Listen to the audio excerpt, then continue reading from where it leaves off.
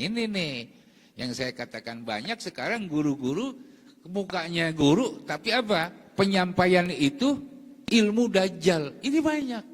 Itu yang harus kita hati-hati. Jadi nggak boleh orang-orang Riau nih, khususnya para ulama dan asatiz yang tidak memiliki sanad. Harus wajib. Kenapa? Karena sanad itu bahagian daripada agama. Maka kalau nggak ada sanad, ada orang nanti akan mengatakan ya apa yang dia mau katakan seenaknya.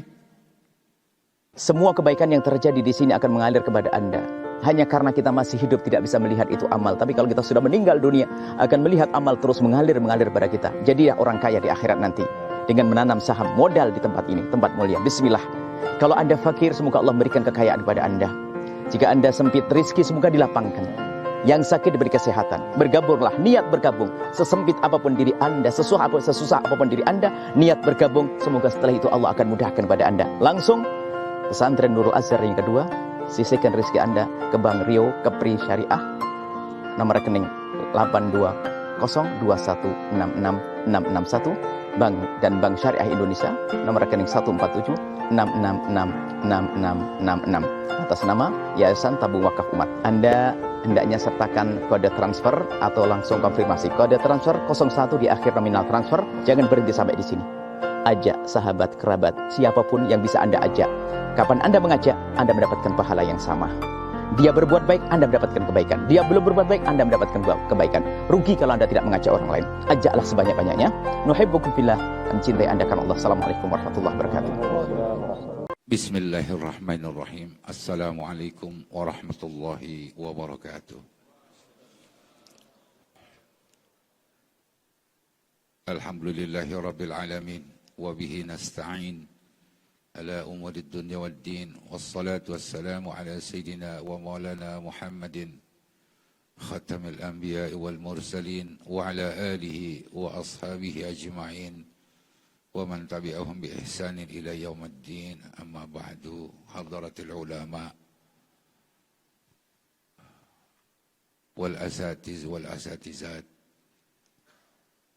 para alim ulama yang kita muliakan, dan juga para asatiz, hadirin serta hadirat yang hadir di Masjid Jami' An-Nur ini. Alhamdulillah, Allah Subhanahu wa Ta'ala menentukan untuk kita berjumpa di tempat yang sangat mulia ini, di malam yang mulia, di majelis yang mulia juga, karena kita akan membacakan dan meriwayatkan beberapa hadis dari Rasulullah Sallallahu Alaihi Wasallam yang berkesambungan dari kita sebagai perawi, kemudian kepada guru-guru kita dan kepada para tabi'in, tabi'in dan juga sahabat Rasulullah kepada Rasulullah Sallallahu Alaihi Wasallam. Ini merupakan suatu kehormatan bagi saya pribadi atas inisiasi dari akhina al-fadil ad-da'i ilallah al-mukhlis al-najib Dr. Zul Hendri. Terima kasih banyak Dr. Kemudian juga Ustaz Al-Naf yang hadir di tengah-tengah kita, Ustaz Hanafi, dan semua ikhwan yang pada hari ini telah memberikan luang waktu kepada saya untuk kita bermuajahah, bermusafahah, berijtima' di majelis yang mudah-mudahan mendapatkan limpahan maghfirah serta rahmat Allah Subhanahu wa Ta'ala kepada kita semua, dan Allah akan senantiasa membimbing kita di jalan yang diridhai oleh Allah Subhanahu wa Ta'ala. Amin ya rabbal alamin. Hadirin serta hadirat yang dimuliakan Allah Subhanahu wa Ta'ala, awal kali saya menginjakan kedua kaki saya di tanah Riau ini merupakan salah satu kenikmatan yang saya lihat, karena memang para muhibbin, khususnya para asatiz yang ada di Pondok Pesantren Nurul Azhar yang begitu gigih, begitu giat untuk menghidupkan kembali ketika ilmu itu sudah banyak ditinggalkan oleh orang-orang. Karena tidak ada ihtimam, tidak ada kepedulian dengan ilmu tersebut. Walhamdulillah. Saya akan mengembalikan ilmu itu ke tanah Sumatera yang saya ambil dari Mekah, yang asalnya dari orang Sumatera, dan saya akan serahkan lagi kepada orang-orang Sumatera.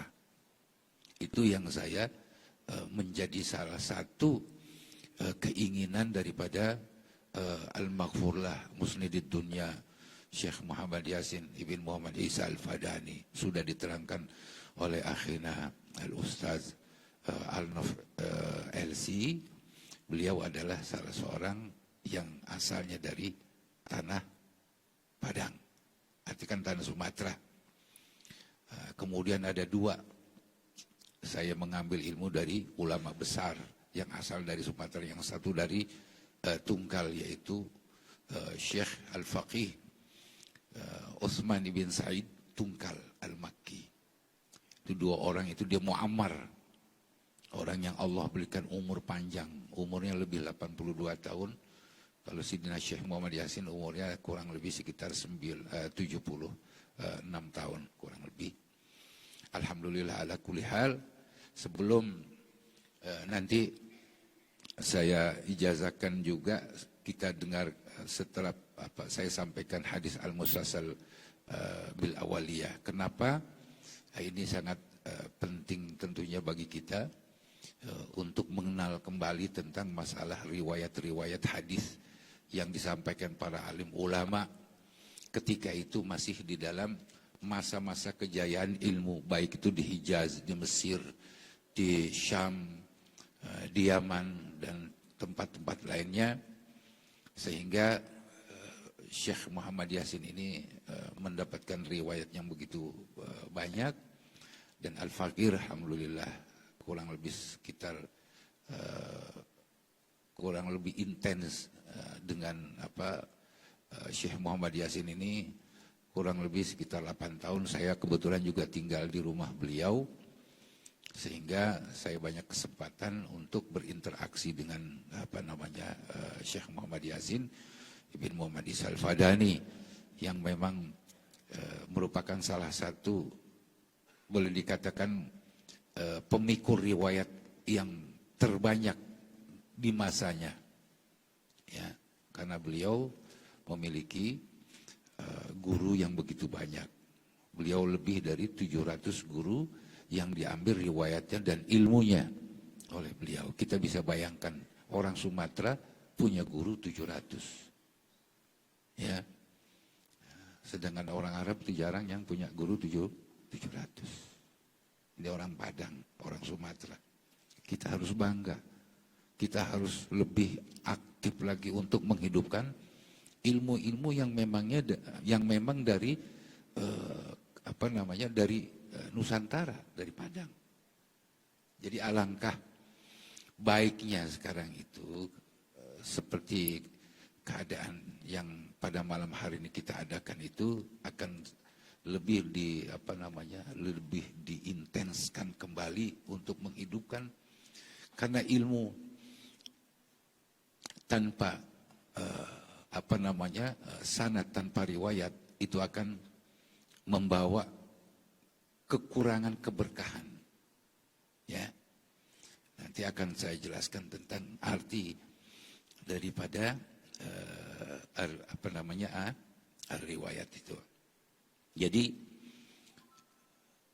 hadis al-musalsal sebagaimana juga dijelaskan di dalam beberapa kitab mustalah hadis.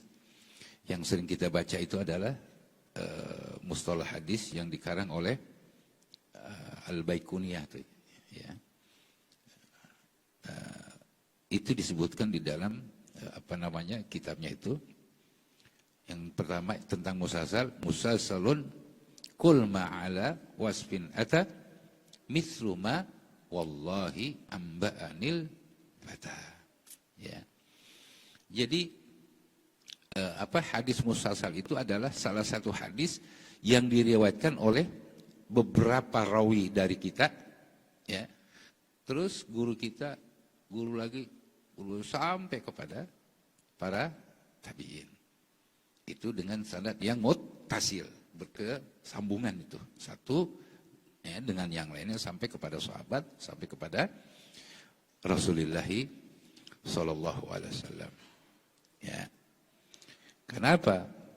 Jadi hadis musalsal itu adalah salah satu hadis yang sekarang ini boleh dikatakan sudah sangat jarang sekali. Sangat jarang sekali. Coba kita cari hadis musalsal bil awaliyah. Yang benar-benar orang yang mengemban riwayat itu dari dirinya sampai kepada Rasulullah sallallahu alaihi wasallam sekarang sudah jarang. Kalaupun ada, yang tadi udah dijelaskan, para perawi ini udah pada tua-tua. Nah kalau saya nggak ada, gimana nanti? Nah ini kan ada semacam satu ihtimam, saya mempunyai kepentingan untuk menyampaikan. Jadi amanah ilmu itu harus saya berikan lagi, agar jangan sampai terputus. Orang Indonesia ini setidak-tidaknya dia punya sanad yang bersambungan kepada Rasulullah SAW. Itu dia. Ya, di mana-mana saya itu karena salah satu amanah yang saya diberikan kepada diri saya oleh beberapa guru saya. Yang diantaranya adalah Syekh Muhammad Yasin, Said Abdullah bin Muhammad Siddiq Al-Ghumari, Said Abdul Aziz bin Muhammad Siddiq Al-Ghumari.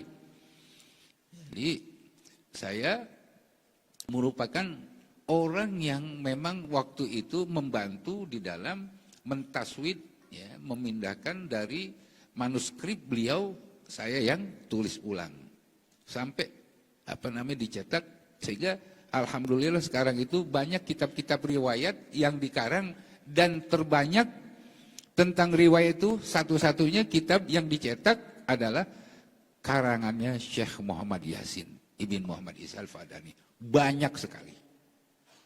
Ya. Dan itu fenomenal. Sehingga dia menjadi apa? Menjadi rujukan para pengambil riwayat dan sanad dari seantero dunia. Pada tahun 80 miladiah itu kumpul dari semua negara, dari Tunis, dari Mesir, dari Aljazair, dari Maroko, dari Yaman, dari India, dari Pakistan, dari Sudan. Syekh Yasin waktu itu memberikan yang namanya pengijazahan dan riwayat di dalam ilmu hadis. Itu Masya Allah yang datang. Lebih dari 700 orang. Dari seluruh dunia ketika itu. Dan yang datang Masya Allah orang-orang hebat. Yang belum pernah saya lihat orang meriwayatkan hadis dengan sanad yang luar biasa dan dihadiri oleh para ulama-ulama kaliber. Ya. Makanya itu nikmat dekat ulama. Kita ini ketempelan Ketempelan daripada keberkahannya. Orang-orang datang menuju Mekah mengambil riwayat kepada dia. Begitu dia datang ke rumah, ya sekalian tuh riwayatin sama anak-anak murid saya, kan lumayan. Nggak pakai ongkos. Ya. Nah, itu jadi kenapa saya katakan riwayat itu penting? Ya. Karena sanad ini adalah bahagian daripada ilmu agama. Ya. Dan ini merupakan salah satu keutamaan umatnya Rasulullah SAW yang tidak ada. Ya. Ilmu itu diwariskan oleh para nabi-nabi sebelumnya. Tidak ada. Ada riwayatnya dari Nabi Isa. Tidak ada. Ada riwayatnya Nabi Musa kepada kaumnya. Tidak ada. Kecuali riwayat itu ya yang ada di dalam agamanya Rasulullah SAW. Itu satu-satunya. Makanya warisan ini jangan sampai punah. Ya, jangan sampai punah. Dan saya ingatkan, ini juga adalah manhaj teologinya daripada ahli sunnah wal wal jamaah. Jadi kalau ada orang mengklaim, nah itu cuma numpang doang. Karena ada tetangga kita juga sekarang lagi sedang getol-getolnya. Ya. Tapi itu saya anggap hanya sebagai framing saja. Ya. Dan kita tahu bahwasanya ilmu ini adalah ilmu yang akan habis kalau tidak terjaga. Kekecewaan ini saya akan sampaikan kepada hadirin sekalian. Kenapa? Karena saya lihat Syekh Muhammad Yasin ibn Muhammad Isa Al-Fadan ini memiliki rasa kepedulian itu kepada bangsanya Indonesia. Nasionalisnya tinggi, memikirkan umat Islam yang ada di Indonesia itu luar biasa. Nah, kalau kita sekarang udah udah tersedia, masa kita nggak mau nerima kan gitu? Dan kita nggak mau intisyar ilmu itu, sayang, sangat disayangkan sekali. Ya, maka itulah sebagaimana dijelaskan oleh para ulama muhaddisin yang diantaranya adalah Al-Hafiz Abdullah ibn al-Mubarak. Itu menjadi salah satu pencetus, ya, dia yang mendeklarkan tentang bahwa beliau mengatakan al-isnadu minad-din, laulal isnadu laqala ma syaa man syaa ma syaa. Kita lihat sekarang orang banyak yang nyeleneh karena nggak punya sanad, dan dia nggak belajar dengan orang yang memiliki sanad. Ya mungkin dapat guru di pasar, dia belajar, ya, sehingga 3 hari jadi wali. Nah, ini yang jadi masalah bagi kita. Kenapa? Kita memelihara riwayat dan menyampaikan riwayat itu bahagian daripada agama. Jadi nggak boleh orang-orang Riau nih, khususnya para ulama dan asatiz yang tidak memiliki sanad. Harus wajib. Kenapa? Karena sanad itu bahagian daripada agama. Maka kalau nggak ada sanad, ada orang nanti akan mengatakan ya apa yang dia mau katakan seenaknya. Ya. Ini yang menjadi bahaya. Sekarang ini timbul macam-macam pemikiran-pemikiran yang berseberangan dengan ilmu syariat. Nah, disinilah pentingnya kedudukan daripada sanad dan riwayat. Anak-anak tadi di Nurul Azhar harus belajar diroyah dari kecil. Sekaligus dia harus memiliki riwayat. Jadi terukur. Dari mana nih? Oh, Masjid An-Nur. Saya tahu kalau di situ banyak orang-orang alim dan dia punya riwayat. Ambil. Ya. Ya ini yang harus apa? Yang harus kita jaga, nggak boleh kita abaikan. Gitu ya. Sehingga apa? Meneliti di dalam pengambilan riwayat ini dengan apa? Kepada orang-orang yang benar-benar terukur di dalam riwayat tersebut. Karena sekarang orang banyak jual beli riwayat. Itu juga hati-hati. Dia nggak pernah ketemu, ya, pakai WA, Syekh, minta riwayat dong.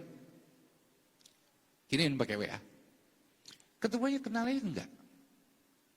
Bagaimana kita mau melihatkan orang yang kita nggak kenal? Itu banyak sekarang. Nah ini dijualin nih. Ya, yang mau riwayat apa ijazah dalail 500.000. Sahih Bukhari 100, 1,5 juta. Ini luar biasa sekarang. Itu orang-orang yang mutasahil. Itulah yang harus kita jaga. Tanya. Antum lihat dapat dari mana?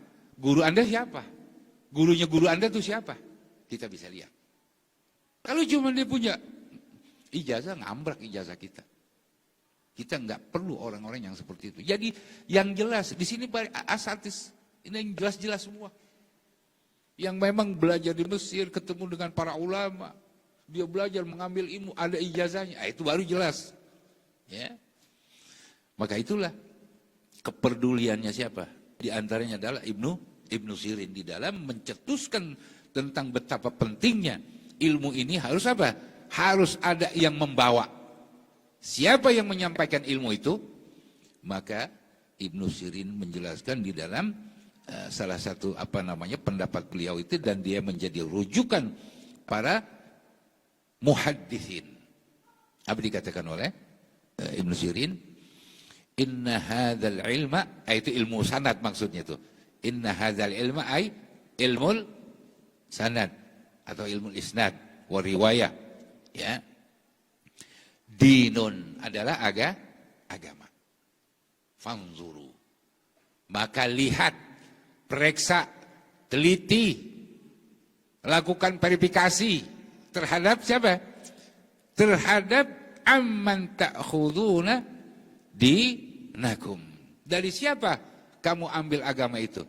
Nah, ini nih yang saya katakan, banyak sekarang guru-guru mukanya guru tapi apa? Penyampaian itu ilmu dajjal. Ini banyak. Itu yang harus kita hati-hati. Ya. Jadi jangan terbuai dengan penyampaiannya, narasinya, tapi isinya dari mana dia dapat, siapa orang yang diambil ilmunya itu. Ini adalah bahagian ya yang harus kita perhatikan. Nah, maka itulah sehingga dengan demikian kita nggak boleh mutasahil, artinya gampangin ya untuk mengambil riwayat. Kita teliti dulu. Ini punya nggak kepemilikan ta'ahul di dalam riwayat gitu ya, ahli di dalam riwayat. Kalau enggak, abaikan saja. Cari orang yang lebih ya memiliki ta'ahul. Jadi profesi di dalam riwayat itu benar-benar harus terukur gitu ya. Baik. Nah,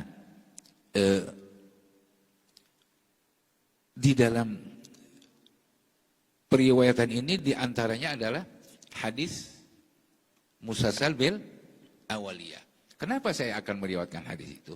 Agar supaya ada yang namanya hadis yang pertama kali ya antum riwayatkan dari seseorang yang memiliki riwayat itu sebelum mendengar hadis yang lainnya.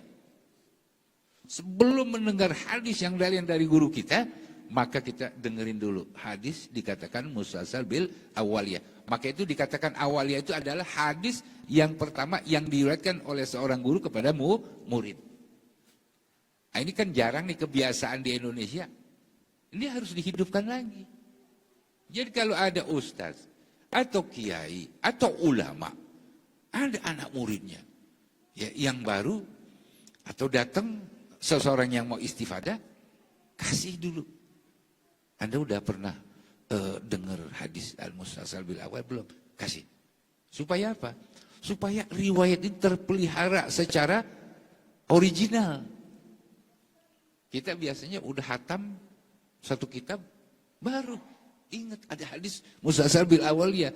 Lalu apa kita riwayatkan? Kan jadi udah enggak original lagi tuh. Karena apa? Sifatnya sudah idofiyah, bukan hakikiyah. Nah, kita harusnya hakikiyah tadi. Yang memang benar-benar saya mendengarkan hadis itu yang pertama kali. Gitu ya. Sehingga penting nanti ke depan untuk apa? Menyebarluaskan daripada hadis-hadis tersebut kepada murid-murid kita supaya terpelihara riwayat itu sampai akhir zaman. Itu tujuan kita.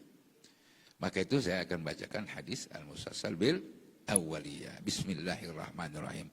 Nanti para asatidz insya Allah ada printan ya, ijazah itu ada printannya. Saya sudah bikin sebagai kitab sanad Al-Bukhari ya. Baik, bismillahirrahmanirrahim. Alhamdulillahilladzi syarafa manzilata ahli al-hadis bi ittisalil isnad ila khairil ibad. Wassalatu wassalamu ala sayyidina Muhammadin khairil ibad wa afdalul ubad wa ala alihi wa sahbihi ila yaumil ma'ad. Nah, di sini saya akan membacakan fa inni al Abdul Fakir Ar-Raji al-Afi Rabbil Baqi Ahmad Marwazi bin Muhammad Siddiq Ad-Dari. Dari itu sering kita dengar, sering kita baca ad-dari itu adalah orang yang pernah belajar di Darul Ulum, gitu loh Ustaz.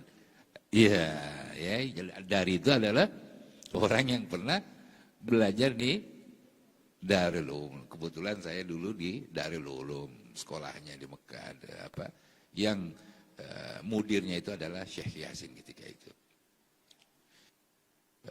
Arwi hadzal hadis al-mustasabil awaliyah حقيقية سماعا من شيوخ الأجلاء والعلماء الفضلاء فأقول أخبرنا به المحدث الحافظ السيد عبد الله بن محمد الصديق الغماري الحسني الطنجي المغربي والمحدث الناقد السيد عبد العزيز بن محمد الصديق الغماري حسني الطنجي المغربي والمحدث الفقيه الشيخ محمد حبيب بن الخواجة التونسي والعارف بالله الشريف محمد بن عمر بالقائد الهبري الإدريسي التلمساني الجزائري الحسني والعلامة مسند الدنيا شيخ محمد ياسين بن محمد عيسى الفاداني المكي وآخرون وهو أول حديث سمعته من كل واحد منهم. Jadi saya mendengar hadis musalsal lebih dari 10 masyayikh, itu sangat sedikit sekali, ya kurang lebih sekitar 20. Baik dari ulama Yaman, dari ulama Syria, dari ulama Mesir, dari Maroko, dari Indonesia juga ada. Kemudian dari ulama Hijaz. Ya. Nah, masing-masing ulama yang saya riwayatkan hadis itu sampai kepada Sufyan ibn Uyainah. Mempersingkat saja, ini kepanjangan kalau baca sanadnya. Ya. Sampai Sufyan ibn Uyainah. Karena hadis musalsal bil awaliyah itu dari Sufyan ibn Uyainah selesai sampai di situ, sampai kepada Rasulullah itu tidak musalsal lagi, tetapi dia muttasil, walaupun di dalam beberapa riwayat itu ya ada yang ittisal, hanya lafaznya saja yang berbeda. Ya. Dari Sufyan ibn Uyainah. Ya. Kemudian setelah itu ke atasnya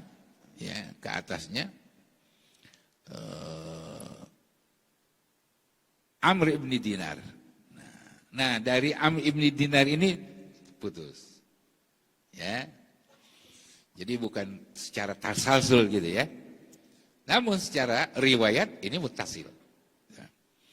An Amr ibn Dinarin an Abi Qabus maula Abdullah ibn Amr ibn al-As an Abdullah ibn Amr ibn al-As radhiyallahu ta'ala anhu anna an-nabiy sallallahu alaihi wasallam qala ar-rahimuna yarhamhumur rahman tabaraka wa ta'ala irhamu man fil ardi yarhamukum man fis sama wa fi riwayatin yarhamkum man fis sama.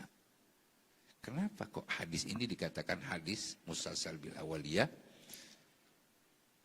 Karena apa?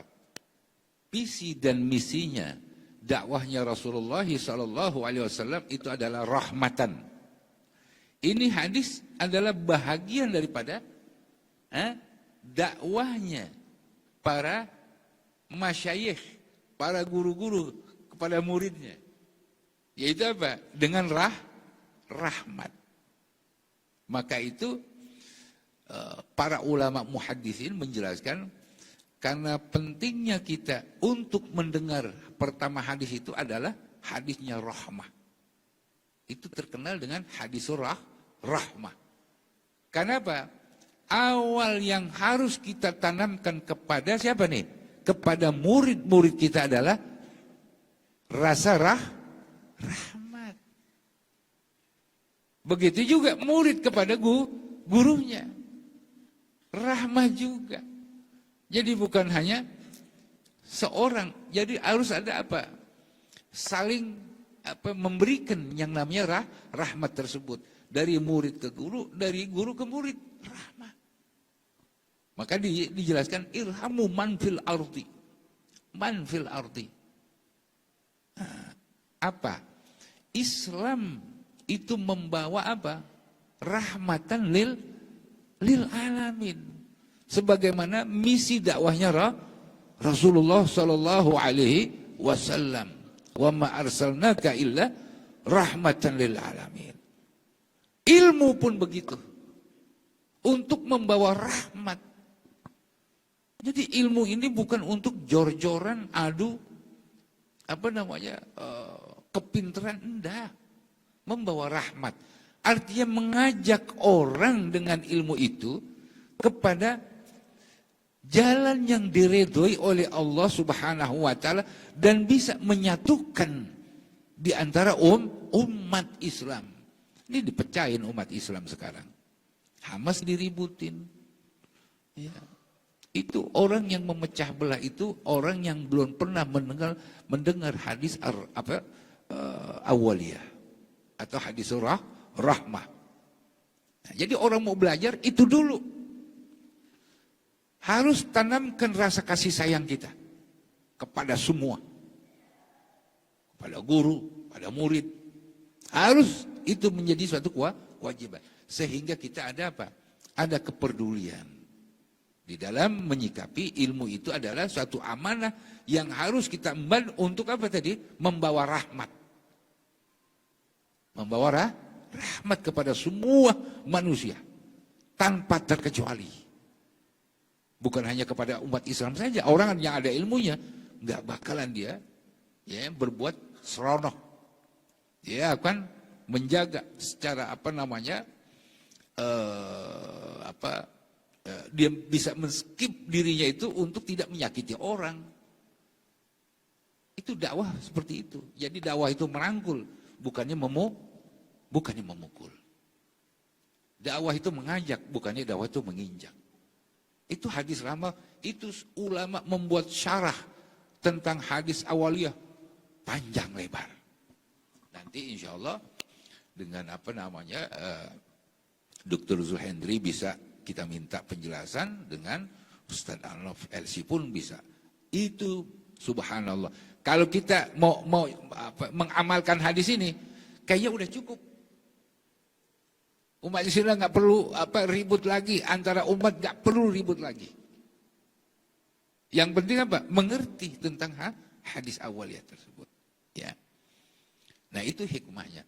Maka dengan hadis yang tadi saya bacakan kepada antum hadirin di sini semua, saya ijazahkan hadis al-musalsal bil awaliyah ijazah khasah tamah mutlaqah.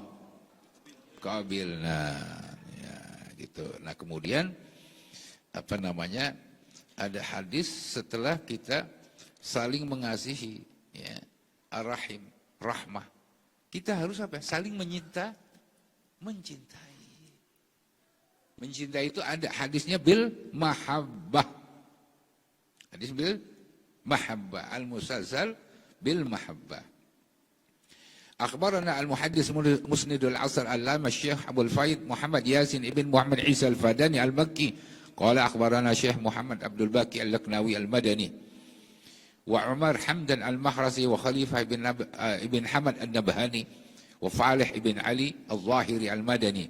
Arba'atuhum an walidil akhir Syekh al-Allamah Falih bin Muhammad al-Zahiri al-Madani an Muhammad Ali al-Sanusi an al-Jamal Abdul Hafiz al-Ujaimi an Muhammad Hashim ibn Abdul Ghafur al-Sindi an Eid ibn Ali al-Numrusi al-Burulusi an al-Muammar Muhammad al-Buhuti al-Hambali an Abdul Rahman al-Buhuti an Najm al-Ghaiti an al-Hafiz Jalaluddin al-Suyuti. Itu yang punya kitab Al-Itqan, ya, fi ulumil Quran.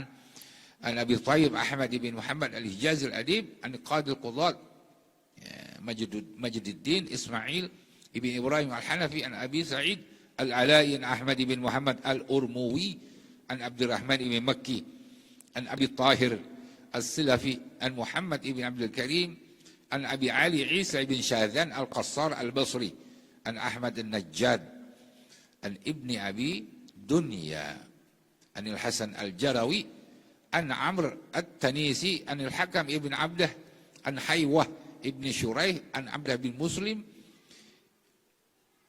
an Abi Abdurrahman Al-Hubuli an Abdurrahman ibn Usaylah Al-Muradi thumma as-Sunabihi an Mu'adz ibn Jabal radhiyallahu ta'ala anhu, sampai kepada sahabatnya Rasulullah sallallahu alaihi wasallam Mu'adz ibn Jabal, ya. qala li Rasulullah sallallahu alaihi wasallam, ya, inni uhibbuk faqul Allahumma inni ala dzikrika wa syukrika wa husni ibadatik.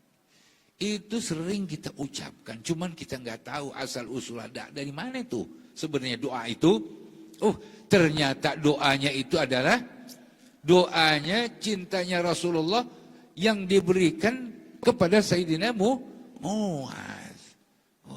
Kalau gitu malam ini kita bisa apa? Bisa jadi tahu tuh, ya. Itu adalah ungkapan cintanya Rasulullah sallallahu alaihi wasallam kepada Sayyidina Mu'az bin Jabal. Dikasih. Jadi kalau orang cinta jangan tangan kosong. Ya, Ustaz Arnob, saya sangat cinta sama kamu karena kamu orang alim. Bawain duren satu keranjang, ya. Iya, itu ungkapan cinta itu harus ada apa? Ada buahnya gitu loh. Ya. Rasulullah SAW kan ngasih nih. Artinya apa? Sesuatu yang manfaat. Sesuatu yang manfaat. Nih Rasulullah ngasih manfaat yang apa? Dunia akhirat nih. Ya, kepada siapa? Kepada Sayyidina Mu'az ibn Jabal. Ya. Sehingga apa? Dengan hadis ini tadi yang dibacakan, yang saya bacakan tadi, Mu'az pun begitu kepada temannya, pada sahabatnya, ya, kepada sunabihi, ya sunabihi, inni uhibbuk. Faqul dubura kulli salatin, Allahumma inni ala dzikrika wa syukrika wa husni ibadat. Itu kan doa. Ya. Masya Allah, kalau kita lihat doa itu kayaknya udah cukup doa itu. Allahumma inni ala dzikri. Kita mohon kepada Allah agar senantiasa selalu dibantu agar supaya kita mengingat Allah. Kita kebanyakan ingat atau kebanyakan lupa sama Allah? Ayo. Siapa yang bilang kebanyakan ingat? Kan gitu ya. Pasti kebanyakan lupanya. Kedua, ya, kita dianjurkan untuk memohon kepada Allah untuk selalu bersyukur. Berapa banyak sudah nikmat yang Allah anugerahkan sama kita. Lebih banyak kita bersyukur atau kita mengabaikan syukur itu, apa yang Allah berikan dari nikmat. Lebih banyak kita abaikan kan gitu kan? Lalu wa husni ibadatik. Ya Allah, berikanlah pertolongan kepadaku agar supaya aku melakukan ibadah dengan baik. Kita kebanyakan ibadah kita ini terburu-buru. Apalagi lagi mau gajian. Ya. Kadang-kadang yang biasanya kita sholat ba'diyah kita tinggalin. Nah, ntar ketinggalan banknya tutup. Nah itu kebanyakan apa tuh? Kebanyakan kurang baiknya ibadah kita kepada Allah ketimbang daripada baiknya kita ibadah kepada Allah. Kalau Allah sudah memberikan 3 hal ini, berarti Allah sudah cukupkan kita semuanya. Untuk urusan dunia dan untuk urusan akhirat. Kurang apa sayangnya Rasulullah SAW kepada sahabatnya? Enggak ada. Manusia yang orang tua kita belum tentu sesayang sayangnya Rasulullah kepada kita. Kenapa? Orang tua kita juga disayang oleh siapa? Oleh Rasulullah SAW. Itu pencinta yang luar biasa. Ya, kita punya Nabi ini adalah Nabi yang senantiasa mementingkan umatnya ketimbang daripada dirinya. Ya. Dan saya pun mengatakan kepada antumul hadirin, semua yang ada di tempat ini, inni uhibbukum jami'ah. Saya ini cinta kepada antum yang hadirin malam ini ada di ruangan ini. Ya. La tada'anna dubura kulli salatin Allahumma a'inni ala dzikrika wa syukrika wa husni ibadatik. Dan janganlah kamu tinggalkan setiap habis sholat. Setiap habis sholat. Apa yang harus kita ucapkan? Allahumma a'inni ala dzikrika wa syukrika wa husni ibadatik. biasanya orang kita itu setelah dia baca baca istighfar, kemudian baca ayat baca Al-Fatihah, baca ayat kursi, Allahumma la mani'a lima ataita, kemudian baru nanti ada yang mengatakan ada yang mengucapkan Allahumma inni ala dzikrika wa syukrika wa husni ibadatik ilahi rabbi subhanallah. 33. Ada yang hanya diucapkan doa. Di dalam doa. Ya, sebelum Rabbana atina fid dunya berdoa Allahumma inni ala dzikrika wa syukrika wa husni ibadatik Rabbana atina fid dunya hasanah. Itu pun boleh. Yang mana saja kita ucapkan, ya, baik sebelum doa atau di dalam doa, boleh kita ucapkan. Setidak-tidaknya kita telah menjalankan apa yang diperintahkan oleh Rasulullah Sallallahu Alaihi Wasallam untuk tidak lupa mengucapkan Allahumma inni ala dzikrika wa syukrika wa husni ibadatik. Dan tadi saya sudah katakan bahwa saya cinta kepada antum sekalian, maka janganlah antum tinggalkan kalimat ini, ya, setelah habis sholat. Setiap habis sholat ucapkan Allahumma inni ala dzikrika wa syukrika wa husni ibadatik. Saya ijazahkan ijazah khasah tamah mutlaqah. Sekarang udah jelas, ya.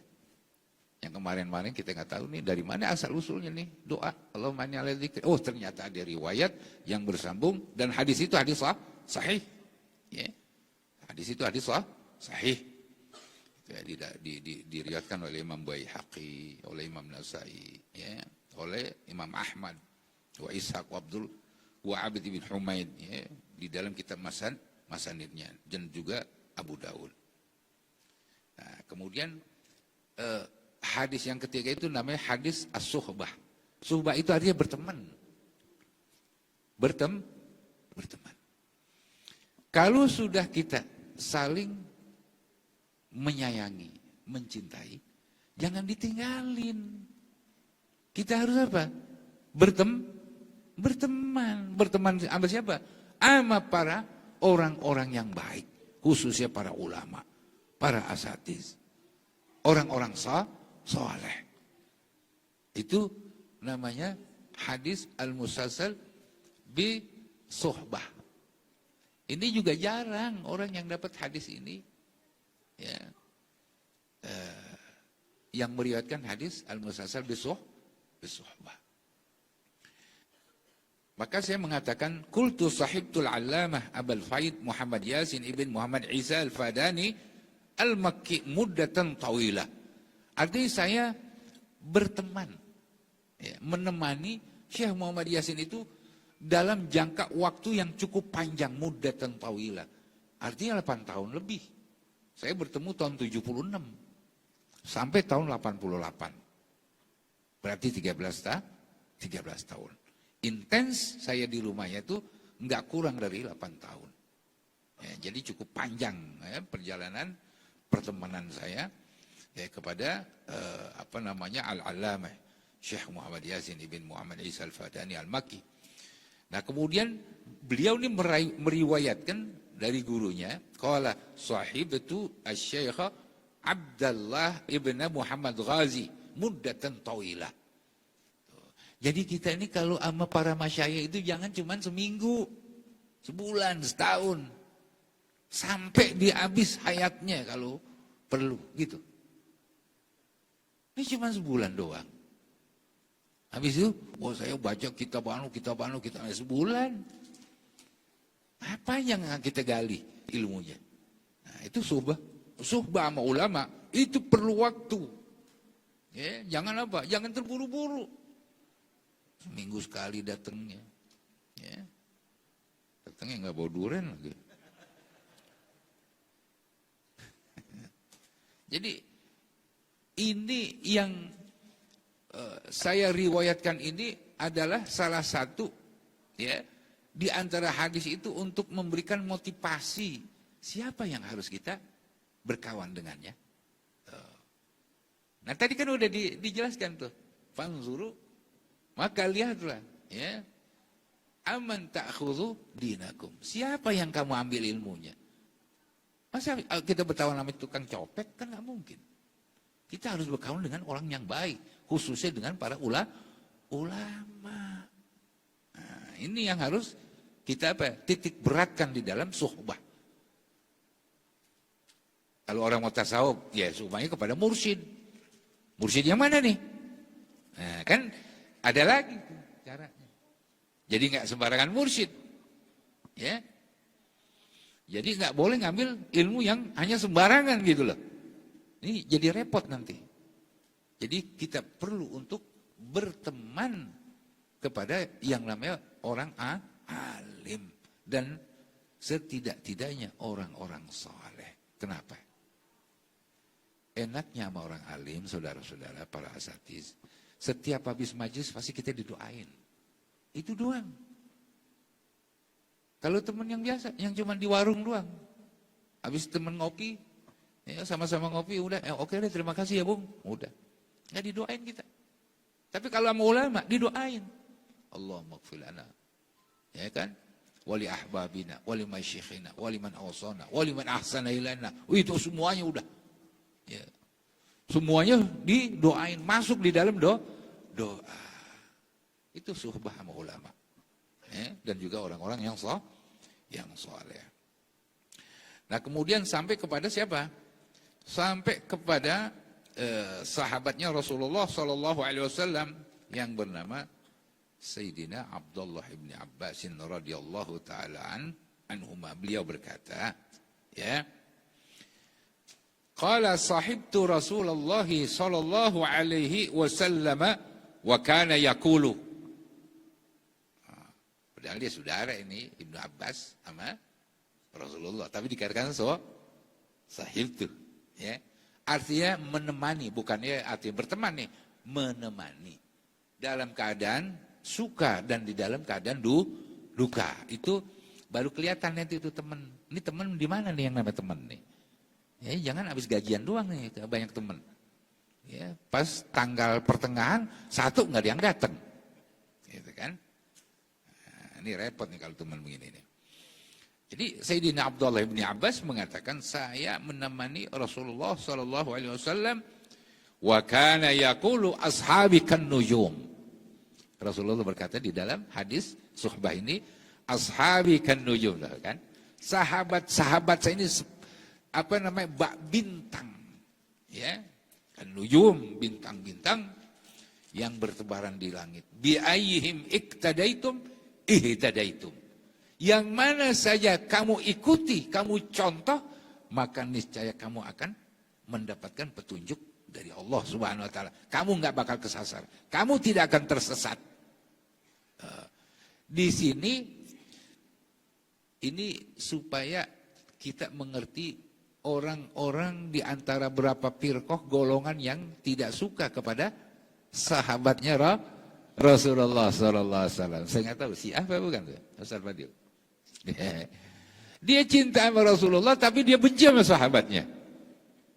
Yang namanya sahabatnya Rasulullah Sallallahu Alaihi Wasallam, sekalipun ada kekurangan manusia wajar. Kecuali Rasulullah Sallallahu Alaihi Wasallam nggak mungkin dia mempunyai kekurangan. Sempurna sekali. Allah ciptakan makhluk yang paling sempurna. Maka kita harus apa? Harus ikuti semua tata caranya dan ilmu yang disampaikan oleh para sahabat Rasulullah Sallallahu Alaihi Wasallam. Ambil ilmunya, contoh akhlaknya, gitu ya. Sehingga apa? Kita tidak boleh membedakan sahabat-sahabat Rasulullah. Yang satu kita benci, yang satu kita nggak mau ikutin, yang ini repot, ya. Orang-orang ahli sunnah wal jamaah, ya, mengatakan bahwa kita mempunyai kewajiban untuk mencintai, mengikuti daripada semua sahabat Rasulullah Sallallahu Alaihi Wasallam, dan kita harus benar-benar menghormati. Tidak boleh kita mendiskreditkan di antara satu dengan sahabat-sahabat yang lainnya. Nah ini hadis al-musalsal bisuhbah. Maka dengan riwayat ini, dengan hadis ini, saya ijazahkan ijazah khazah mutlaqah. yang terakhir ini hadis musalsal bittikhazi subhah. Subhah itu artinya apa? Menjadikan subhah ini ya alat dah buat kita apa? Berzikir. Ya. Kalau dulu kan di zaman dulu belum ada subhah di zamannya Rasulullah SAW. Tapi sudah ada bahan atau dasar-dasar subhah itu ketika Siti Maimunah juga berzikir, dia menggunakan biji kurma. Kan subhah. Cuman dulu belum diikat pakai apa? Pakai benang. Nah, kalau sekarang kalau diikat sama aja. Dasarnya ada gitu ya. Cuma ada yang bilang bid'ah. Maka itu kita harus apa? Harus baca ini. Ya, apanya? Hadisnya supaya nggak bid'ah. Gitu ya. Hadirin sekalian. Al-musalsal bittikhazi subhah. Qala katsirul masawi. Saya ini orang yang banyak salah, lalai, alfa dan seterusnya. Ahmad Marwazi bin Muhammad Siddiq al-Batawi al-Makki. Akhbarana musnidud dunya. Asy-Syaikh Muhammad Yasin ibn Muhammad Isa al-Fadan al-Makki wa ra'ayna subhata biyadi. Jadi ketika dia meriwayatkan hadis ini, di tangan itu ada subhah. Saya meriwayatkan hadis ini juga saya harus apa? Saya harus punya subhah. Nah itu harusnya apa? Harus ada yang namanya tahammur riwayah. Bagaimana disampaikan? Oh subhah, harus pakai subhah. Mau subhah cuma 3 kek, mau 4 kek, mau yang 100 juga nggak apa-apa. Yang penting di tangannya ada subhah. Gitu ya. Ini salah satu hadis yang yang juga jarang gitu ya diriwayatkan oleh para alim ulama ya sekarang ini, karena mungkin dia nggak kedapatan daripada riwayat hadis subhah ini. Warayna subhata biyadi qala akhbarana muhaddisul haramain Syekh Umar Hamdan al-Mahrasi wa Abdullah ibn Muhammad Ghazi wa Said Idrus ibn Salim al-Bar wa ra'aitu subhata biyadi kulli minhum. Jadi mereka tuh masing-masing yang dilihat di antara 3 gurunya Syekh Yasin, meriwayatkan hadis kepada Syekh Yasin, mereka memegang subhah. Jadi subhah itu alat untuk apa? Berzikir agar supaya apa? Jangan lupa dan menjadikan zikir itu dengan apa? Dengan lisan, dengan hati dan dengan anggota. 3 sekaligus, ya. Nah, kemudian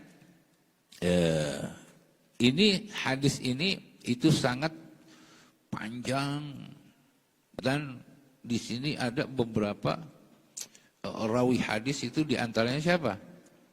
Said Abdul Qadir ibn Abi Saleh al-Jilani. Nah, jadi apa? Dengan hadis ini nyambung gitu ya, secara riwayat kepada Syekh Abdul Qadir. Tadi baca tuh. Manaqib Abdul Qadir kan? Ya. Yang barusan tadi itu selawat. Abdul Qadir ini kan manaqib Syekh Abdul Qadir tuh. Nah, cuman kan kita nggak tahu nih riwayatnya nyambungnya kemana nih. Oh ternyata ada. Mana? Adanya itu di dalam musalsal bittikhazi subhah. Itu kebanyakan para ulama-ulama tasawuf. Ya, ulama-ulama tasawuf. Nanti insyaallah akan diberikan daripada nas ijazahnya, jadi kita bisa baca. Di sini setelah anaknya Syekh Abdul Qadir Jailani itu yang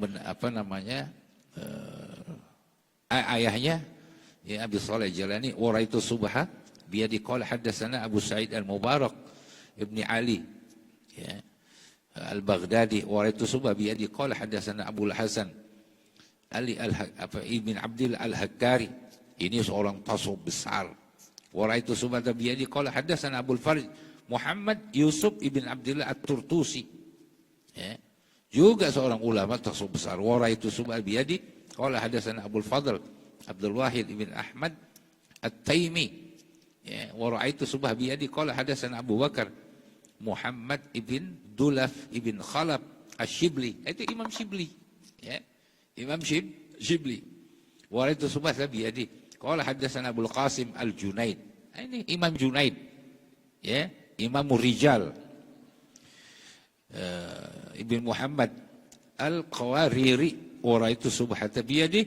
Qala hadana As-Sari Suq ibn Mughallis As-Suqti.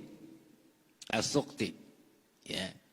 Ini juga rais daripada orang-orang tasawuf. Wa ra'aitu subabiyadi qala hadatsana Ma'ruf bin Fairuz Al-Karhi, Imam Karhi. Wa ra'aitu subabiyadi qala hadatsana Daud ibn Sulaiman Ad-Darani.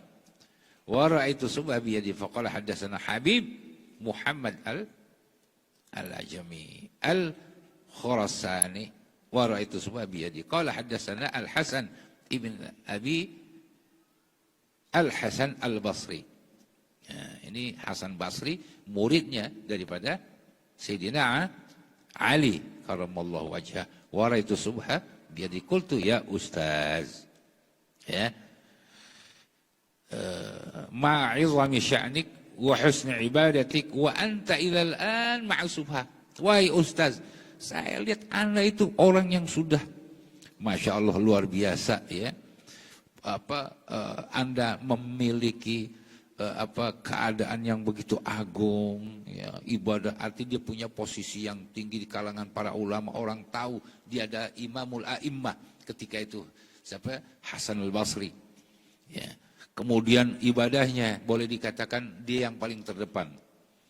Wa anta ilal an ma'zubah, sedangkan ngapain pakai subah sih? Gitu ya. Apa kurangnya sih Anda? Nah, lalu apa? Sayyidina Hasan Al-Basri mengatakan di dalam pertanyaan itu ya, yang seakan-akan dikoreksi ini oleh muridnya.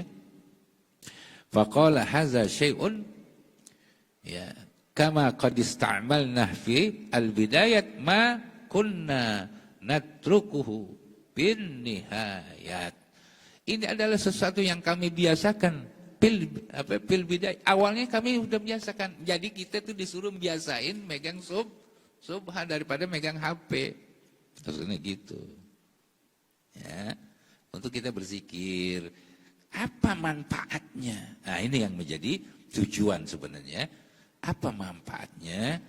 Manfaatnya wa ana uhibbu an azkurallaha biqalbi wa yadi wa lisani. Saya itu ya menginginkan dan saya suka agar saya berzikir mengingat kepada Allah dengan hati, dengan tangan, tadi pakai sufa dan dengan lisan. Jadi 3 menjadi satu. Maka dengan hadis ini saya ijazahkan kepada antumul hadirin ijazah khassah mutlaqah. Ayo, sekarang kita baca dari Sahih Bukhari dari awal supaya nanti ijazahnya ini hanya jangan dari pertengahannya tapi min awalihi. Berapa hadis baca ya, nanti masuk kepada bab yang akan kita tadi udah dikasih informasi itu dari bab sifatus shalah ya. Tafadhal.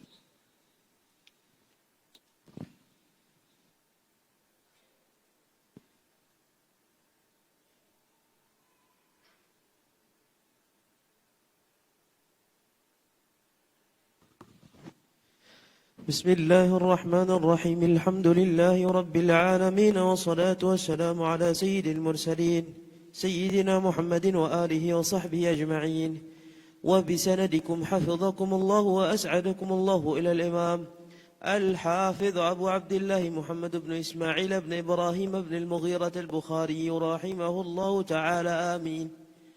بسم الله الرحمن الرحيم. كتاب بدء الوحي.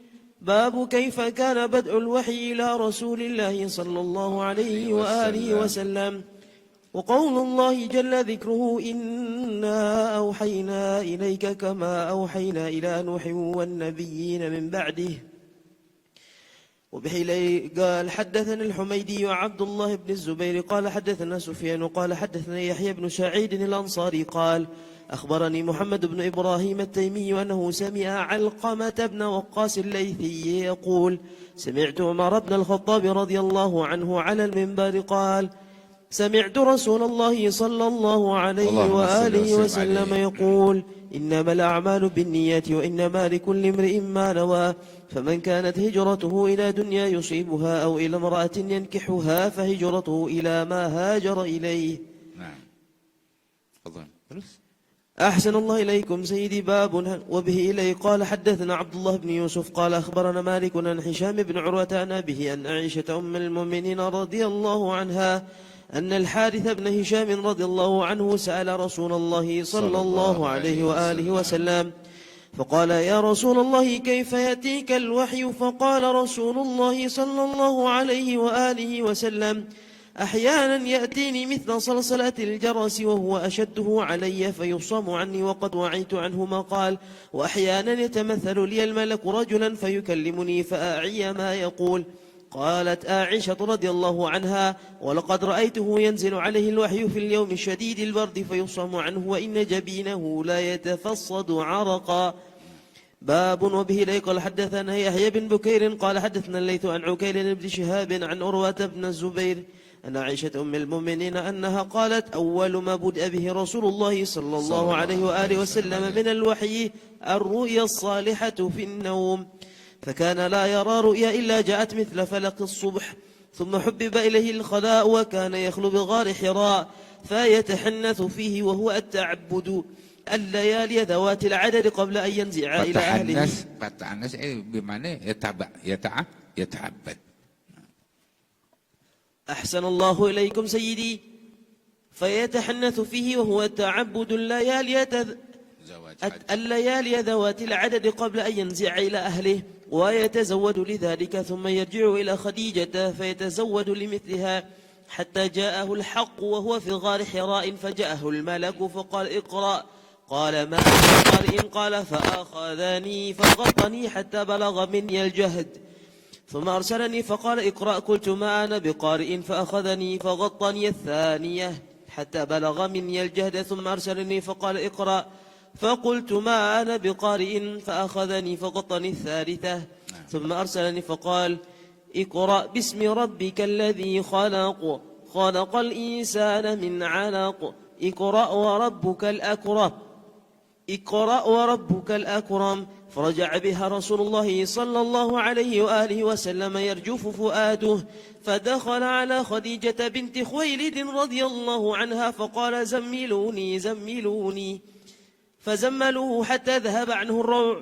فقال لخديجة وأخبرها الخبر لقد خشيت على نفسي، فقالت خديجة كلا والله ما يخزيك الله أبدا، إنك لتصل الرحم وتحمل الكلا وتكسب المعدوم وتكري الضيف وتعين على نوائب الحق.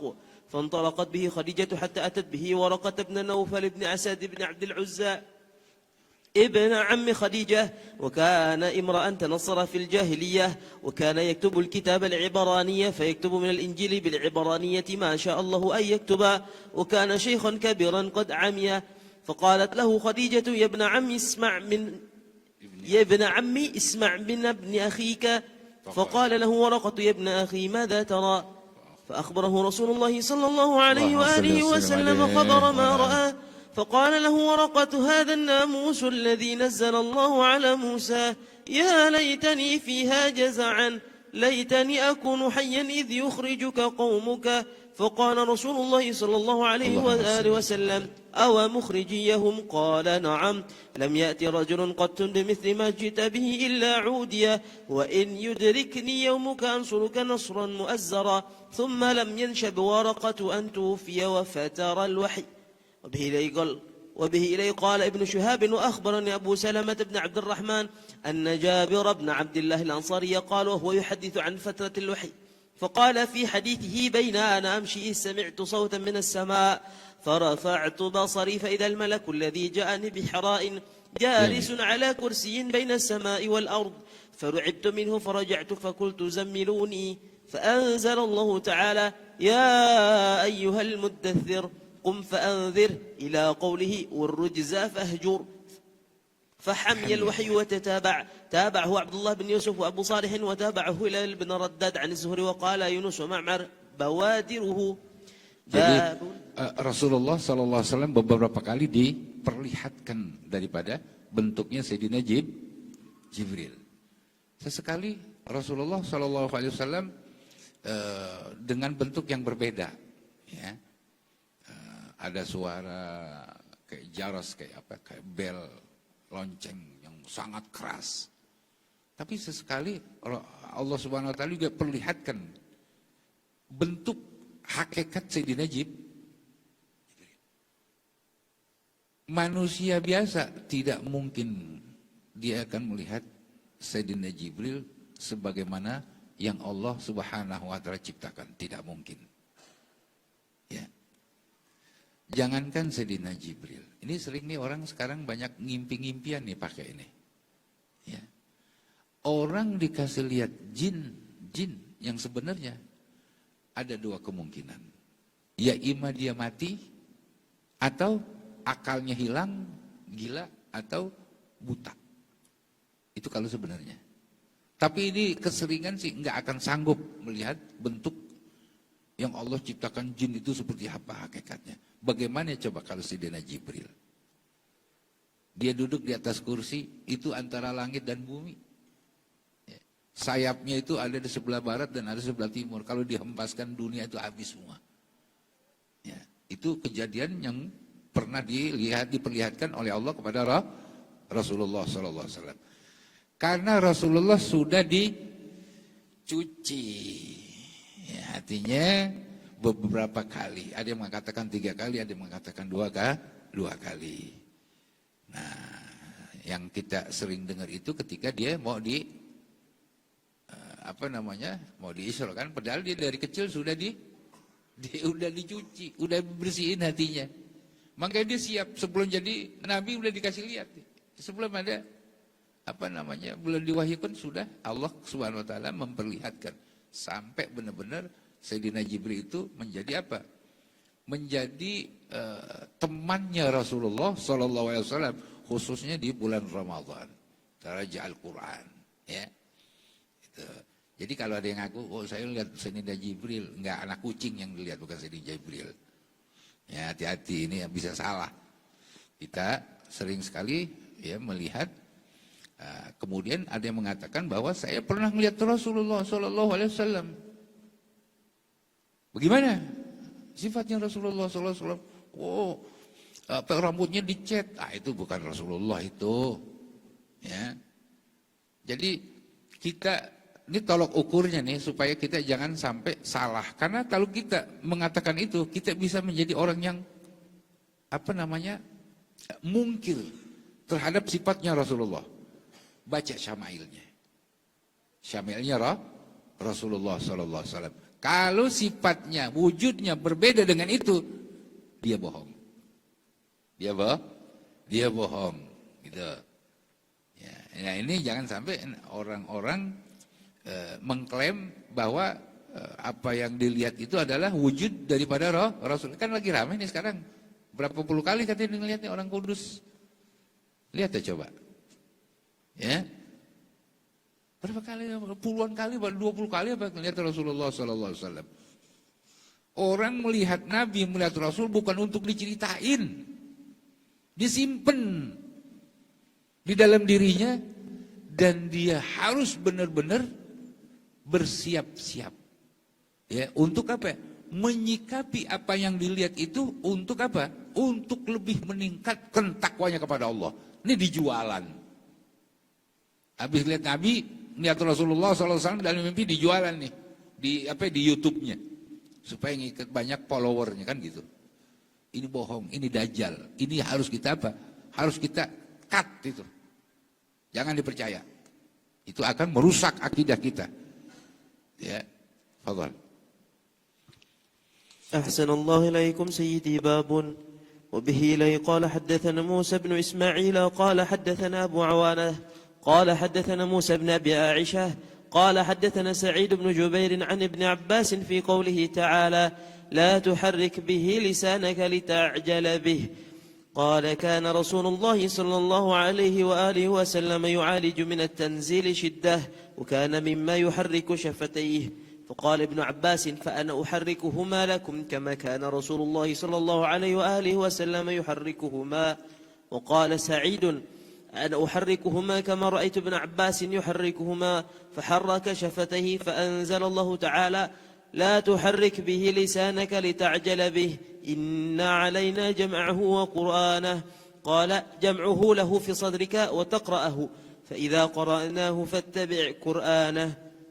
قال فاستمع له وأنصت، ثم إن علينا بيانه، ثم إن علينا أن تقرأه. فكان رسول الله صلى الله عليه وآله وسلم بعد ذلك إذا أتاه جبريل استمع، فإذا انطلق جبريل قرأه النبي صلى الله عليه وآله وسلم كما قرأه. باب وبه إليك حدثنا عبدان قال أخبرنا عبد الله قال أخبرنا يونس عن الزهري وحدثنا بشر بن محمد قال أخبرنا عبد الله قال أخبرنا يونس ومعمر عن الزهري نحوه. قال أخبرني عبيد الله بن عبد الله عن ابن عباس قال كان رسول الله صلى الله عليه وآله وسلم أجود الناس، وكان أجود ما يكون في رمضان حين يلقاه جبريل، وكان يلقاه في كل ليلة من رمضان فيدارسه القرآن. فلرسول الله صلى الله عليه وآله وسلم أجود بالخير من الريح المرسلة. باب وبه إليك حدثنا أبو اليمان الحكم بن نافع قال أخبرنا شعيب عن الزهري قال أخبرني عبيد الله بن عبد الله بن عتبة بن مسعود أن عبد الله بن عباس أخبره أن أبا سفيان بن حرب أخبره أن هرقل أرسل إليه في ركب من قريش وكانوا تجارا بالشام في المدة التي كان رسول الله صلى الله عليه وآله وسلم ماد فيها أبا سفيان وكفار قريش، فأتوه وهم بإلياء فدعاهم في مجلسه وحوله عظماء الروم، ثم دعاهم ودعا بترجمانه فقال أيكم أقرب نسبا بهذا الرجل الذي يزعم أنه نبي؟ فقال أبو سفيان فقلت أنا أقربهم نسبا. فقال أدنوه مني وقربوا أصحابه فجعلوهم عند ظهري، ثم قال لترجمانه قل لهم إني سائل هذا عن هذا الرجل، فإن كذبني فكذبوه، فوالله لولا الحياء من أن يثروا علي كذبا لكذبت عنه. ثم كان أول ما سألني عنه أن قال كيف نسبه فيكم؟ قلت هو فينا ذو نسب. قال فهل قال هذا القول منكم أحد قط قبله؟ قلت لا. قال فهل كان من آبائه من مالك؟ قلت لا. قال فأشراف الناس يتبعونه أم ضعفاؤهم؟ فقلت بل ضعفاؤهم. قال أيزيدون أم ينقصون؟ قلت بل يزيدون. قال فهل يرتد أحد منهم سخطة لدينه بعد أن يدخل فيه؟ فقلت لا. قال فهل كنتم تتهمونه بالكذب قبل أن يقول ما قال؟ قلت لا. قال فهل يغدر؟ قلت لا، ونحن منه في مدة لا ندري ما هو فاعل فيها. قال ولم تمكنني كلمة أدخل فيها شيئا غير هذه الكلمة. قال فهل قاتلتموه؟ قلت نعم. قال فكيف كان قتالكم إياه؟ قلت الحرب بيننا وبينه سجال، ينال منا وننال منه. قال ماذا يأمركم؟ قلت يقول اعبدوا الله وحده ولا تشركوا به شيئا واتركوا ما يقول آباؤكم، ويأمرنا بالصلاة والصدق والعفاف والصلة. فقال للترجمان كله سألتك عن نسبه فذكرت أنه فيكم ذو نسب، وكذلك الرسل تبعث في نسب قومها، وسألتك هل قال أحد منكم هذا القول فذكرت أن لا. فقلت لو كان أحد قال هذا القول قبله لقلت رجل يأتسي بقول قيل قبله. وسألتك هل كان من آبائه من ملك فذكرت أن لا. قلت فلو كان من آبائه من ملك قلت رجل يطلب ملك أبيه. وسألتك هل كنتم تتهمونه بالكذب قبل أن يقول ما قال؟ فذكرت أن لا. فقد أعرف أنه لم يكن ليذر الكذب على الناس ويكذب على الله. وسألتك أشراف الناس اتبعوه أم ضعفاؤهم؟ فذكرت أن ضعفاءهم اتبعوه وهم أتبع الرسل. وسألتك يزيدون أم ينقصون؟ فذكرت أنهم يزيدون، وكذلك أمر الإيمان حتى يتم. وسألتك أيرتد أحد سخطة لدينه بعد أن يدخل فيه؟ فذكرت ألا، وكذلك الإيمان حين تخالط بشاشاته القلوب. وسألتك هل يغدر؟ فذكرت ألا، وكذلك الرسل لا تغدر. وسألتك بما يأمركم؟ فذكرت أنه يأمركم أن تعبدوا الله ولا تشركوا به شيئا، وينهاكم ينهاكم عن عبادة الأوثان ويأمركم بالصلاة والصدق والعفاف فإن كان ما تقول حقا فسيملك موضع قدمي هاتين وقد كنت أعلم أنه خارج لم أكن أظن أنه منكم فلو أني أعلم أني أخلص إليه لتجشمت لقاءه ولو كنت عنده لغسلت عن قدمي ثم دعا بكتاب رسول الله صلى الله عليه وآله وسلم الذي بعث به دحية إلى عظيم بصرى فدفعه إلى هرقل فقرأه فإذا فيه بسم الله الرحمن الرحيم من محمد عبد الله ورسوله إلى هرقل عظيم الروم سلام على من اتبع الهدى أما بعد فإني أدعوك بدعاية الإسلام أسلم تسلم يؤتك الله أجرك مرتين فإن توليت فإن عليك إثم الأريسيين يا أهل الكتاب تعالوا إلى كلمة سواء بيننا وبينكم أن لا نعبد إلا الله ولا نشرك به شيئا ولا يتخذ بعضنا بعضا أربابا من دون الله فإن تولوا فقولوا اشهدوا بأننا مسلمون. قال أبو سفيان فلما قال ما قال فرغ من قراءة الكتاب كثر عنده الصخب وارتفعت الأصوات وأخرجنا فقلت لأصحابي حين أخرجنا لقد أمر بن أبي كبشة إنه يخافه مالك بن الأصفر فما زلت موقنا أنه سيظهر حتى أدخل الله علي الإسلام. وكان ابن الناظور صاحب إلياء وهرقل سقوفا على نصارى الشام يحدث أن هرقل حين قدم إلياء أصبح يوما خبيث النفس فقال بعض بطارقته قد استنكرنا هيئتك. قال ابن الناظور وكان هرقل حزاء ينظر في النجوم فقال لهم حين سألوه إني رأيت الليلة حين نظرت في النجوم ملك الختان قد ظهر فمن يختتن من هذه الأمة؟ قالوا ليس يختتن إلا اليهود فلا يهمنك شأنهم واكتب إلى مداين ملكك فيقطنوا من فيه من اليهود. فبينما هم على أمرهم أتي هرقل برجل أرسل به ملك غسان يخبر عن خبر رسول الله صلى الله عليه وآله وسلم فلما استخبره هرقل قال اذهبوا فانظروا أمختتن هو أم لا فنظروا إليه فحدثوه أنه مختتن وسأله عن العرب فقال هم يختتنون فقال هرقل هذا ملك هذه الأمة قد ظهر. ثم كتب هرقل إلى صاحب له برومية وكان نظيره في العلم وسار هرقل إلى حمص فلم يرم حمص حتى أتاه كتاب من صاحبه يوافق رأي هرقل على خروج النبي صلى الله عليه وآله وسلم وأنه نبي فآذن هرقل لعظماء الروم في دسكرة له بحمص ثم أمر بأبوابها فغلقت ثم اطلع فقال يا معشر الروم هل لكم في الفلاح والرشد وأن يثبت ملككم فتبايعوا هذا النبي فحاصوا حصة حمر الوحش إلى الأبواب ووجدوها قد غلقت فلما رأى هرقل نفرتهم ولا نفر أحسن الله إليكم سيدي فلما رأى هرقل نفرتهم وأيس من الإيمان قال ردهم عليه وقال إني قلت مقالتي آنفا أختبر بها شدتكم على دينكم فقد رأيت فسجدوا له ورضوا عنه فكان ذلك آخر شأن هرقل. رواه صالح بن كيسان ويونس ومعمر عن الزهري. أحسن الله إليكم سيدي باب الالتفات في الصلاة.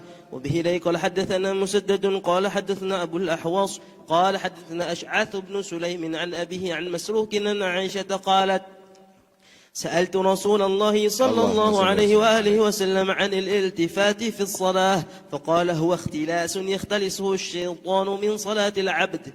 وبه إليه قال Jadi di dalam bab ini sebenarnya di dalam masuk di dalam kitab Sifatus Salah.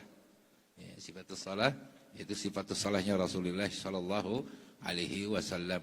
Hadis ini masih berhubungan dengan hadis sebelumnya itu raf'ul basar ila sama' fi shalah. Itu juga iltifat. Iltifat itu menoleh.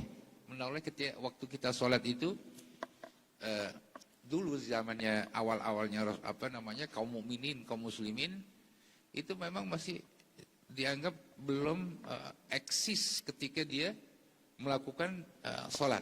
Jadi nggak ada iqbal. Apa iqbal itu? Artinya konsentrasi di dalam salat.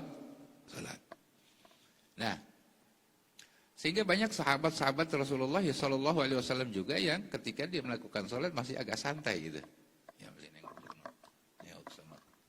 Tapi sekarang juga ada. Itu kalau saya tuh sering lihat, masih saya dulu belajar di sana itu orang-orang Afrika. Ya. Dia kan irsal nih, ya. Nggak kayak kita kan, kalau kita itu bil qabl. Kalau itu kan irsal.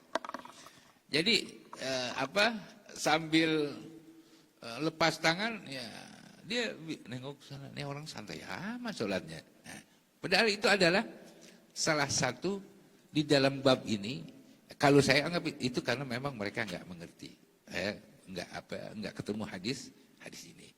Kalau dia baca hadis ini, saya rasa yakin saya tidak akan sembarangan. Karena iltifat ketika kita menoleh dari sholat kita itu berarti apa? Berarti hilang konsentrasi kekhusyuan. Ya, karena ketika kita mengatakan ini wajjahtu wajhiya lilladzi fataras samawati wal ard, itu semua jiwa raga kita ke arah kiblat. Kiblatnya salat itu kita harus apa? Harus benar-benar, bukan hanya sekedar apa? Hanya sekedar dada kita nih. Tetapi apa? Pandangan kita pun seperti itu. Dan kalau kita lihat ulama-ulama tasawuf, pandangan ketika kita sholat melihat kepada tempat sujud, bukan ke atas. Ya, karena apa? Satu yang menjadi penting bagi orang yang sholat agar supaya jangan hilang konsentrasinya antara apa? Pandangan dengan apa nih? Dengan hatinya. Agar benar-benar menyatu ketika waktu dia sholat. Sehingga dia nggak menafikan apa yang dikatakan ini wajah tu wajiyah. Ya, kalau ke atas berarti kan bukan. Ya, bukan menghadap kepada kiblat. Nah, di sini orang yang menoleh, yang melihat ya dengan matanya bukan ke arah kiblat, berarti dia telah kehilangan daripada khusyuk. Apa itu di dalam ayat? Qad aflahal mu'minuna alladzina hum fi salatihim. Itu sebabnya dari ayat itulah ya. Setelah itu baru sahabat-sahabat Rasulullah sallallahu alaihi wasallam kembali iqbal ya di dalam tawajjuh ila kiblat bi salat, la yaltafitu la yaminan wala shimalan ya, dan dia konsen. Nah, itu tujuannya supaya apa tadi? Semakin khusyuk dalam salat. Karena dia akan mendapatkan dua pahala. Pahala kekhusyuan itu dan juga daripada pahala melakukan salat. Qad aflahal mu'minuna alladzina hum fi salatihim khashi'un ya.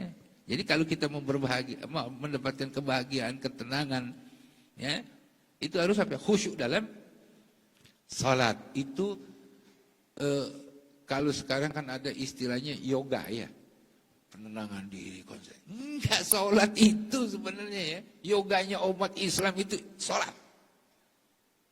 Bagaimana caranya agar supaya kita khusyuk? Waktu kita mengucapkan niat, ini kan jadi perbedaan ya. Gara-gara orang talafuz niat, jadi kita disalahin gitu ya sama tetangga kita. Di dalam mazhab Imam Syafi'i, talafuz niat itu adalah sesuatu yang dianjurkan. Niatnya wajib, talafuz itu sunnah. Bukan berarti, nggak perlu talafuz. Nah, ini orang yang mengabaikan sunnah. Itu juga salah. Gitu ya. Jadi gampangin. Nah, kita berlatih agar supaya apa? Konsentrasi waktu niat. Apa yang kita ucapkan, itu ada di dalam hati yang kita niatkan. Maksudnya gitu, jangan sampai bias. Niat kita jadi bias kesana kemari. Itu hikmah di dalam kata talafuz dengan niat. Maka itu sangat penting. Tadi innamal amalu biniat tuh. Maka dengan itulah Rasulullah Shallallahu Alaihi Wasallam menyampaikan hadis ini agar supaya apa? Jangan sampai kita itu hilang konsentrasi ke kita waktu kita di dalam keadaan sholat. Kenapa? Ini yang kita khawatirkan. Ya, di dalam hadis itu dikatakan anil ittifafis salat faqala huwa ikhtilas. Ya, ikhtilas itu artinya apa? Dicuri, disamber dengan secara apa? Secara cepat, sehingga kalau kita kan dicopet, ya bahasa Betawi itu dijambret, kita nggak tahu ya, dengan cara yang cepat. Jambretan siapa itu? Ikhtilasun ay sariqah. Ya, kalau di dalam kitab Kamus Ma'ani itu dikatakan ikhtilas itu adalah sariqah, artinya curian yang dicuri oleh setan min sholatil abdi. Nah, jadi waktu kita noleh ke sana kemari, itu kita lagi dicuri tuh perhatian kita oleh si setan tadi. Kita nggak merasa, bahkan kita keenakan, ya. Sehingga apa? Kekhusyuan kita, tawajuh di dalam sholat itu menjadi hilang, bias. Makanya ini jangan sampai iltifat. Maka setelah itulah ketika ayat itu turun, ya. Qad aflahal mu'minun sampai akhir tadi, semua sahabat ingat dengan ayat itu dan mereka itu sangat konsen di dalam sholat. Kita lihat sholatnya Sayyidina Ali, ada yang bisa sholatnya Sayyidina Ali. Ketika Sayyidina Ali terpanah pahanya, masuk tembus. Kalau kita mau ngambil panah, kalau sekarang pakai apa? Dibius enggak? Bius. Dulu ada bius? Enggak ada. Apa yang dilakukan oleh Sayyidina Ali karamallahu wajhah? Salat 2 rakaat. Salat 2 rakaat, dia bilang ketika saya sudah masuk dalam salat, apa dikatakan? Anzi'ha, cabut. Kalau kita jangan 2 rakaat, 100 rakaat juga tetap aja kita akan kelenger.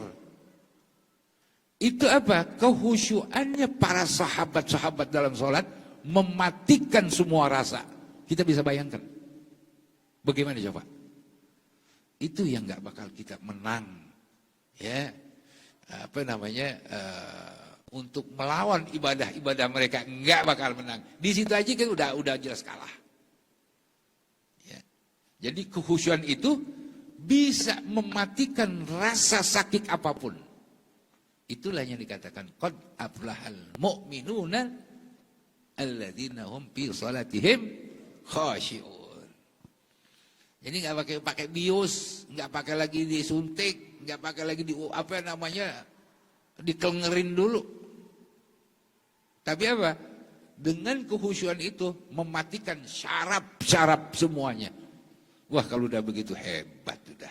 Dia udah nggak akan ada keterikatan hatinya, batinnya itu dengan yang namanya urusan dunia. Udah selesai. Ya.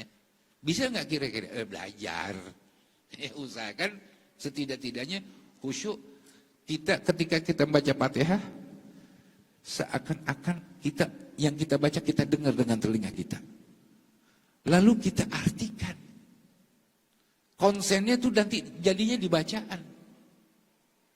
Konsen di bacaan. Kan kalau kita yang mendengarkan dari suara orang lain yang sering sekali kita dengar, tapi suara kita sulit sekali untuk mendengarkan. Nah, ini yang mesti dilatih tuh. Ketika kita mengatakan Bismillahirrahmanirrahim, itu kan kedengaran tuh dengan telinga kita. Lalu apa? Artikan makna kata Bismillah itu. Jadi jangan diartiin, diomongin dengan nama Allah yang Maha Pengasih, ya penyayang, ya batal sholatnya. Dalam hatinya dia gambarkan maknanya itu, maksudnya gitu. Ya.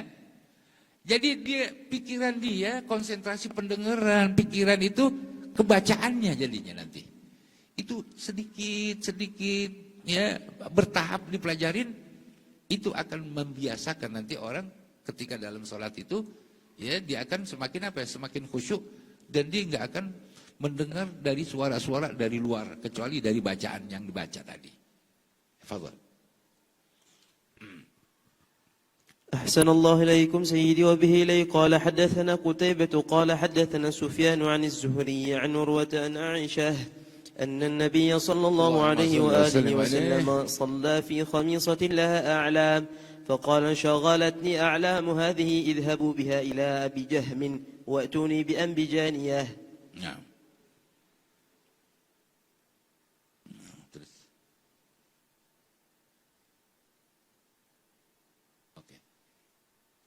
Kan sisa. Taib. Nah, jadi sekarang hadis yang keduanya ya. Bainamal muslimin fi salatil fajri lam yafja'hum illa Rasulullah sallallahu alaihi wasallam. Ini kayaknya apa di akhir salatnya Rasulullah sallallahu alaihi wasallam nih. Nah, yafja' itu artinya bergegas.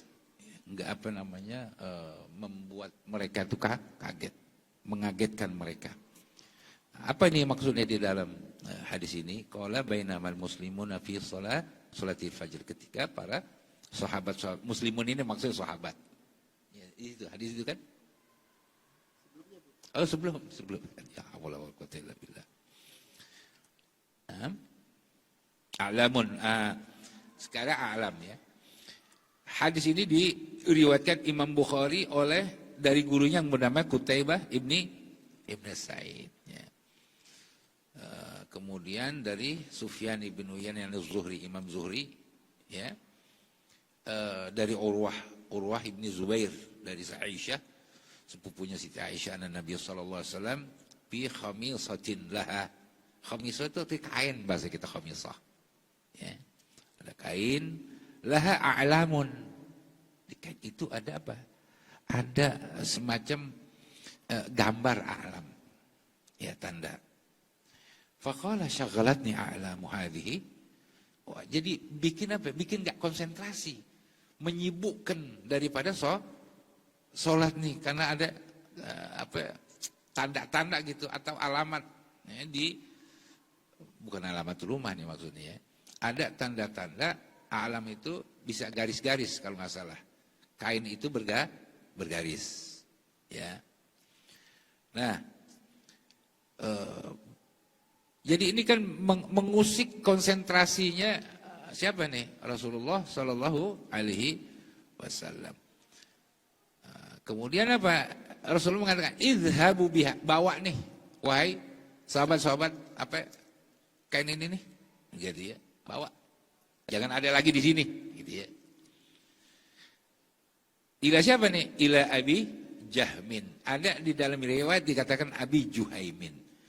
Wa'tuni bi'an bijaniyatin. Apa bijaniyatin? Artinya satu baju yang polos, yang tidak ada kain yang polos, yang nggak ada tanda-tanda, yang kasar, kain kasar, tapi polos. Nah, di sini ada orang mengatakan begini, makruh hukumnya orang yang waktu sholat itu menggunakan bajunya itu apa, yang membuat warna-warni itu menjadi apa? Kita itu jadi nggak khusyuk melihat warna-warni baju itu ya. Iya, mengalihkan perhatian dalam kita sholat. Artinya apa? Agar supaya orang di dalam sholat itu menjauhkan dari hal-hal yang dapat menyibukkan pandangan itu. Ya, maka yang paling bagus orang sholat itu menggunakan baju yang putih, yang polos. Ya, yang polos, yang putih, yang bagus. Itu. Ini adalah kan ada asbab, ada sebab-sebab ya agar supaya orang itu jangan sampai apa melihat. Kalau tadi kan pandangan nih, jadi nggak selalu pandangan saja, gitu ya. Pikiran juga bisa menjadi hal yang mengalihkan konsentrasi kita di dalam ibadah kan gitu ya. Padahal nggak ada itu. Tapi ketika pikiran kita ini ya macam-macam gitu ya. Numpuk, mikirin dia apa namanya di rumah, mikirin dia toko, mikirin udah kalut semua. Jadi itu adalah satu perumpamaan. Jangan sampai ya hal-hal tadi yang dapat menyibukkan kita di dalam kita sholat, dari perhatian kita dari sholat, maka itu sebaiknya disingkirin, dijauhkan. Jangan sampai apa? Pandangan kita dengan mata ini, kita melihat itu, mengalihkan perhatian kita dari sholat. Ya, makanya Rasulullah SAW upayakan agar supaya di dalam kita sholat itu, tadi sejadahnya yang apa? Kalau sekarang kan pakai sejadah ya, dulu pakai kain dulu. Ya, kadang-kadang di sejadahnya itu pakai apa namanya pelepah korma, daun korma itu, ya, hasirah, kayak kita bilang tuh tikar, itu pakai seperti itu. Kadang-kadang nggak pakai di atas pasir, karena dulu pasir, rumahnya Rasulullah bukan kayak begini, ada hambelnya enggak. Ya, nah, jadi itu yang penting bagi kita adalah tidak terpengaruh dari pandangan-pandangan yang kita lihat ketika sholat, sehingga apa? Mengalihkan kekhusyuan kita di sholat. Kalau sekarang gimana, kita nggak bisa. Nah, ini aja warna-warni, ya kan gitu ya. Nah, ini bid'ah nih, menurut hadis ini enggak gitu. Rasulullah bukan mengartikan mengharam. Jadi ini bukan berarti apa? Hukumnya haram. Tidak. Ya. Hukum itu makruh bagi orang-orang yang apa? Yang menggunakan baju itu dengan warna-warni yang menghilangkan daripada kehusyuannya gitu. Ya, tapi memang bisa makruhnya jadi makruh tahrim tuh. Kalau seandainya memang terlalu jauh sudah daripada perhatian itu dari kehusyuannya dari sholat. Nah, itu pentingnya kita mempelajari, kemudian kita harus berlatih untuk menjadi orang yang khusyuk di dalam sholat. Gitu. Ini kan tadi kita baca dari awal tuh awal hadis satu bab di dalam kitab Sahih Bukhari. Makanya saya minta dari awal bab, satu bab, kemudian kita masuk di dalam bab kitab sholat. Setidak-tidaknya kita ada yang kita baca, ada yang kita dengar, ada yang kita dengarkan daripada mukri hadis tadi, sehingga enggak hanya satu dua hadis, tapi ada beberapa hadis di dalam kitab Imam Al-Bukhari. Di sana ada kitab, memang kitab Awail namanya. Seperti Awail Sumbulia, Awail Ajluniyah, ya, banyak kitab Awail yang dikarang oleh para ulama. Itu memang cuma satu hadis itu. Jadi Kutubul Asyarah satu hadis. Satu kitab Nasai satu hadis. Abu Daud satu hadis, Tirmizi satu hadis. Jadi sekali baca dalam tempo 10 menit dia udah bisa meriwayatkan 10 kitab. Keren kan? Kenapa? Supaya mempermudah katanya. Nah, itu tujuannya. Maka sekarang mempermudah gitu ya. Nah, jadi sekali baca ya kalau antum nih dari Riau ke Jakarta nggak mungkin kan mau khatamin Bukhari, sampai kapan khatamnya? Nah, ada teman-teman ada beberapa, kita baca beberapa kitab. Cuman Awail aja, maka dikatakan Kitabul Awail. Awal-awal ya, permulaan-permulaan dari hadis yang ada di dalam sekian kitab tadi itu. Awalnya itu, ya seperti itu tadi, innamal a'malu binniyat, Imam Bukhari itu. Udah dapat. Bagaimana? Samaan alaihi min awalihi. Kemudian apa? Ila bab salat. Ya. Kemudian wa ijazatan li baqihi. Ya, kan gitu. Itu kan bisa seperti itu jadi paling tidak ada samaan au qiraatan, walaupun tadi ada beberapa tapi yang bagus dari awal kita mulai. Itu diantara kondisi sekarang itu yang memang diperlukan juga ya. Makanya saya bilang, katakan kalau orang mau khatamin dari awal ya kayaknya susah. Kayak dulu Said Munim ya Ustaz ya. Dari jam berapa? Wallahu minas soba ila sya'al asyara ya Sidi Ahmad gitu. Dia cerita curhat mana. Tapi kan enak saya di sana kan. Lakin har panas. Di Kak Kapok dia mau datang lagi nanti katanya. Mudah-mudahan diundang saya datang lagi. Nah, dengan apa yang tadi kita baca, hadis tersebut yaitu kitab Sahih Al-Bukhari, maka dengan ini saya akan membacakan sanad kitab Sahih Al-Imam ya, Al-Bukhari. Arwi kitab Sahih Al-Imam Al-Bukhari. Saya riwayatkan kitab Sahih Al-Imam Al-Bukhari ini ya, yaitu lil Imam Abi Abdullah Muhammad ibn Ismail ibn Ibrahim ibn Mughirah ibn Bardizbah Al-Ju'fi Al-Bukhari. Anil Allamah Musnid Dunya Syekh Muhammad Yasin ibn Muhammad Isa Al-Fadani Al-Makki qira'atan. Nah, saya ketika hadir di dalam majlis itu ada beberapa orang itu digilir. Jadi sebahagian baca, sebagian dengar dari teman-teman yang membaca. Jadi antara qiraatan wasaman, antara baca dan mendengar. Li aksarihi. Ya, setiap malam Rabu kita baca di rumahnya beliau ya, dengan beberapa jemaah, alhamdulillah sampai selesai.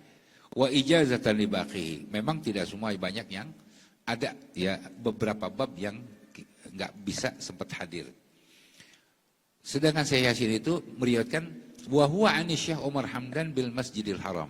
Ini Syekh Yasin membaca kitab Al-Imam Bukhari di Masjidil Haram dengan gurunya yang bernama Syekh Umar Hamdan Al-Makhrasi.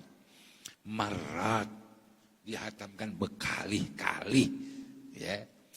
Wa huwa qara'ahu ala syekhihi As-Sayyid Muhammad Ali bin Zahir Al-Witri. Syekh Umar Hamdan meriwayatkan dari gurunya yaitu Sayyid Muhammad Ali bin Zahir Al-Witri. Beliau meriwayatkan dari Ahmad bin Natullah Al-Adawi an Muhammad Al-Amil Kabir. Muhammad Amil Al-Kabir ini yang punya kitab As-Sabat. Sabat itu adalah catatan-catatan para guru-gurunya dan juga riwayat yang diriwayatkan dari para guru-gurunya. Wa huwa an Ali As-Sa'idi an Muhammad ibni Aqilah Al-Makki qala arwi bi a'la sanadin. Nah, ini yang menarik. Saya sengaja memang saya meriwayatkan malam ini yang boleh dikatakan sanad itu sanad yang cukup